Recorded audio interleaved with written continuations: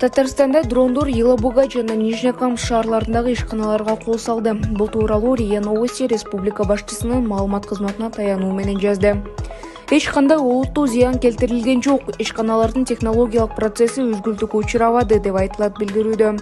Елабугада имараттар ураганда жаракат алгандар болгон. Аларга тийиштүү жардам көрсөтүлүп, бардык кызматтар күчөтүлгөн режимде иштөөдө. Республиканын саламаттыкты сактоо министрлиги жалпысынан 6 адам жабыркаганын билдирди. Алардын өмүрүнө жана ден соолугуна эч кандай коркунуч жок. 3-өө дарыгерлердин текшерүүсүнөн кийин үйлөрүнө жөнөтүлдү. Дагы 3-өө ооруканага жаткырылды, дешти ведомстводон. Татарстандын башчысы Рустам Минниханов Транскамач өлкөмүндөгү кырдаал боюнча ыкчам маалымат алууда. Учурда сабырдуулукту сактоо өтө маанилүү. Бул кылмышты жасагандар элди дүрбөлөңгө төшөргүсү келет, деди Минниханов. Украинанын куралдуу күчтөрү дээрлик күн сайын учкучсуз учактардын жардамы менен Россиянын чек арасына жана борбордук аймактарына чабуул жасоого аракет кылууда. Аларды абадан коргонуу системалары убагында жок кылып жатат. Чек ара аймактарында террордук коркунучтун деңгээли жогору деп бааланууда. Жана башка жаңылыктар. Видеого лайк басып, Манас ТВ каналына катталып, акыркы жаңылыктардан кабардар болуңуз. Ысык көлдө граната оқ-дары сакталган жер табылды. Курал-жарак Саруу айылындагы эски сүт азык фермасынын аймагында табылган. Табылган жарактардын ичинде РГД-5 үлгүсүндөгү 2 кол граната, 2 кулак тундуруучу граната, 4 түтүн шашкасы, снайпердик мылтык үчүн 4,62-54 калибрдеги 16 патрон жана Калашников автоматы үчүн 5,45-39 калибрдеги 42 патрон табылган. Орусияда иштеп жүргөн мекендештерге ишенимдүү өнөктөш. Биздин документтик кызматта иненин Синелс Демиес паспорт котормосу полис чоңдорго жана ошондой эле регистрация 3 айдан 9 айга каралган. Бардык кызматтар ишенимдүү жана 100% кепилдиги менен. Сиз бизди экрандагы телефон номерибизден таба аласыз. Маршруткалар шаар сыртына чыгарылат. 10 апрелден тарта Бишкекте жалаң автобустар жүрө баштайт.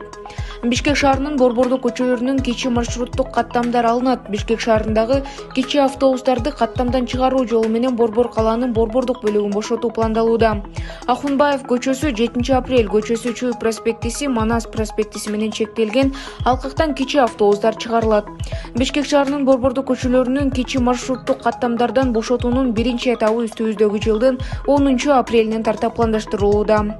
Белгилей кетсек, жакынкы аралыкта Бишкек шаарынын бардык кичи автобустар толугу менен автобустарга алмаштырылат.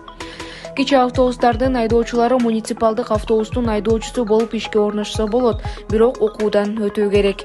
Бүгүнкү күндө автобус айдоочусунун айлык акысы 98 миңге чейин жетет. Маалымат үчүн автобустардын сыйымдуулугу 46 адам, маршруткалардыгы 12-18 адам. Автобустардын сыйымдуулугу 4 эсе көп болууда. Атазов мандаты боюнча чечим чыгарган судьяны айыптады. Жогорку кеңештин депутаты Шайлообек Атазов Бишкек шаарынын административдик сотунун судьясы Акылбек Дасалиевди мандаты боюнча мыйзамсыз чечим чыгарган деп сындап, Бишкек шаарынын сотуна кайрылганы тууралуу Фейсбуктагы баракчасына жазды. Судья Дасалиевдин бул кадамы сот системасынын бетине көсүйкөп өлкөдө болуп жаткан сот реформасына доо кетирди. Мындай сотко жогорку соттун төрагасы тарабынан укуктук баа берилүүгө тийиш деп эсептейм жана мыйзам боюнча шаардык сотко кайрылдым, деп жазды Атазов.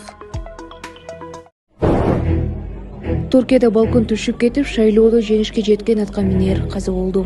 Видеого лайк басып, Манас ТВ каналына катталып, акыркы жаңылыктардан кабардар болуңуз. Түркиянын оппозициядагы Элдик Республикалык партиясынын Деңизли провинциясындагы райондук бөлүмүнүн жетекчисинин орун басары Мехмет Балаш шайлоодогу жеңишти майрамдап жатканда балкон урап түшүп көз жумду. ИХ агенттигинин маалыматына караганда дагы 8 адам ооруканага жаткырылган. Партия социалдык баракчасына орун басар ооруканага жеткирилгенин, тилекке каршы дарыгерлер аны сактап кала албаганын жазып чыккан. Эске салсак, Түркияда жекшемби күнү жергиликтүү бийликке шайлоо болуп өткөн. Элдик Республикалык партия 20 жылдан бери биринчи жолу бийликтеги Адилет жана Өнүгүү партиясын басып өткөн. 2019 жылдан оппозиция башкарып келген Стамбул, Анкара жана Анталиядан тышкары Тышкары өнөр жай борборлору болгон Бурса жана Атакирдак сыяктуу жаңы шаарларда алардын көзөмөлүнө өткөн. Нас токмоктоп алып кетип жаткан атасына болушкан бала эсиңиздеби? Ошол окуядан соң Жалал-Абад ОИБдин башчысы менен орун басары кызматтан алынганын билдирди. Мындан тышкары 13 жетекчи тартип жазасына тартылган. Маалыматта жетекчилер укук коргоо органдарынын тартиптик уставын бузуп, кол алдындагы кызматкерлердин тартип сакташына жетиштүү көзөмөл жүргүзбөй койгондугу жазылган. Ошондой эле шектүү же айыпкер катары аныктала элек адамдарды коомдук жайда эскертүүсүз кармап кеткен видеосу интернетке тарап, милициянын аброюна шек келтиргени айтылат. Койгуле баласына эки.